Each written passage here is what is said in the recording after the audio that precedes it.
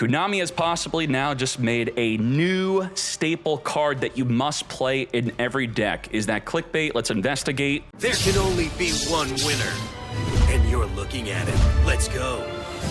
Forbidden Crown, what does it do? Quick effect.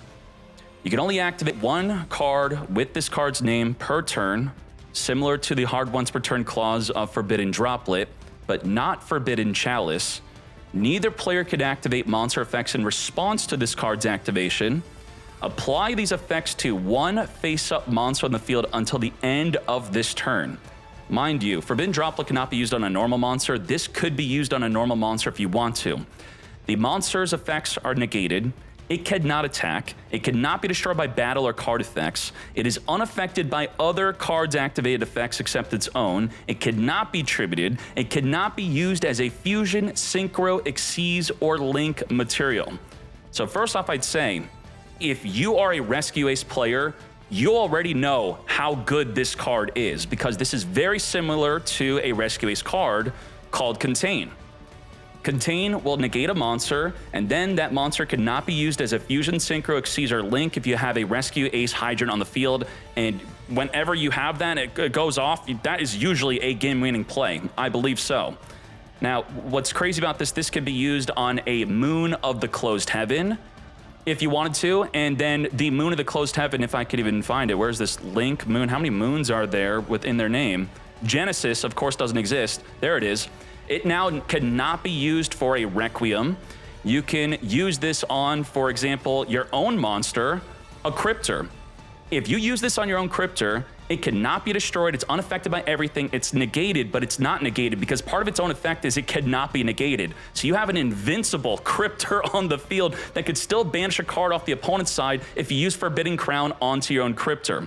And if we just use this as a form of disruption, I view this as essentially a non-target negate and temporary banish. That's essentially what it's doing. It doesn't exactly remove the monster off the field, but it keeps it there and it can't do anything. It is useless to the point where you could actually use it as a floodgate. Now, let me showcase to you how this could be accidentally floodgating the opponent through a very common play. Let's showcase that. This is Yu-Gi-Oh! Mega. They didn't care to give the art to Forbidden Crown for some reason, but this is the card. And we have a Dormouse. So let's see what's going to commonly happen with the Forbidden Crown. Now, of course, using Forbidden Crown against the Dormouse is great. They now can't link it off. It's negated, essentially, as I said. It is negated and temporarily banished in a way where it's just uselessly sitting on the field. But it's so much more than that. So we're gonna banish from the deck. This should be a standard Master Duel deck card. And let's link this off. Let's do March Hare, banish. And then here's what I want to show you. What commonly always happens when the player is going second against you? They always, usually, make a Little Knight. So if Little Knight is on summon, going to activate to banish a card on the field or in graveyard, and then the opponent chains a Forbidden Crown to the Little Knight cannot chain to the Forbidden Crown to jump off the field. And guess what? She's pointing to the left and right, and she's stuck on the field, and you can't link summon for the rest of the turn. You're essentially U-linked. you're V-linked, you're U-linked, you're locked. You are in a link lock against a very common play. Any link deck wants to go into this right away. They're stuck. I can't go into a Link 3. You can't make something behind it. That's crazy. And you gotta be like, whoa, how do we get out of this? Well, the funny thing about getting out of this is you pretty much need a Forbidden Droplet to get out of it, because it can't be tributed, can't be fused, can't be synchroed, can't be exceeded, can't be linked. So with the common Little Knight play, they're link locked completely unless they have a droplet which could send it to the grave. That is the key word, being able to send it to the grave, which is allowed, but tributing and everything else is not allowed. And hopefully that at least has blown your mind, because that blew my mind just thinking about it. For understanding this card, if the opponent has a Requiem on the field, it is not going to stop it, but it also will stop it, because what the player can do, which I think will become more common, is they're going to retain their player priority to activate their quick effects. and that would be similar to the Requiem or the Ecclesia, for example. So on first look, you'd be like, okay, it's quick. They can't respond, so they summon Ecclesia. I flip this up. That would be illegal because the player has to give you the past priority to even flip this card up. They could, with player priority, just activate the Ecclesia, activate the Requiem. But as I said earlier, you could just use the Forbidden Crown on the Moon of the Closed Heaven. Then they can't even go into the Requiem. What I think is also good about this card is if you get Max Seed, I feel quite comfortable if I at least have a Forbidden Crown in my hand. Under the effect of Max C, you may feel forced to summon 1 to 2 times, give them 1 to 2 draws, so you can at least have something. You want to survive the next turn. You have to remember that one of the main reasons why Max C is broken because every deck's capability of 1 turn killing you if you don't make a play. Back in my day, when we weren't able to 1 turn kill each other as easily, if they were to Max C you, you don't care. They just -1. All right, sure. Set a bunch of back row, pass to you. You're not going to lose next turn. They just -1. But that's not the case today. And with a card like this, you could theoretically normal summon a 1,000 attack monster and then use Forbidden Crown on it. So what is the math on that? What would the opponent have to have in order to 1 turn kill you with a 1,000 attack monster on the field that's completely unaffected, cannot be destroyed by battle or card effects? Let's do that math real quick. All right, for this example, we have 8,000 life points, of course. We have a 1,000 attack monster on the field. We activate Forbidden Crown on it. Let's say we got Max Seed and we just want to survive the next turn. Well, the opponent has 3 big monsters, and 3 big monsters means we gain 3,000 life, right? Because it's 3 attacks. We're blocking it 3 times with our 1,000 attack. How big do their 3 monsters have to be in order to defeat you?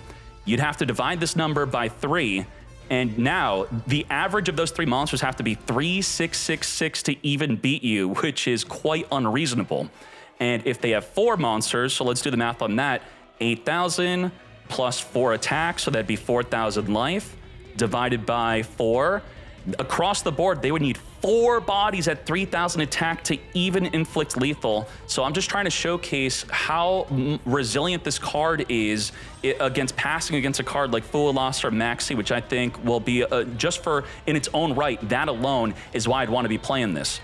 Now, I frequently showcase what makes a deck good, and a very good question when any new card comes out, this could help you evaluate newer cards, is what is that new card doing for your deck? We already know if you add in an Ash Blossom or an Impermanence, it is going to increase your hand trap power level and also your power ceiling if you end up drawing it. Now, it's not the inherent power ceiling, which your normal 1-card combo gives you access to. You have to randomly draw into it. So there's a chance that it does increase your power ceiling, which is definitely a great benefit. And I think what doubles up in making hand traps really broken, this is what I like about the Mulch Armies, is the Mulch Armies don't increase your power ceiling. They're just a very powerful hand trap.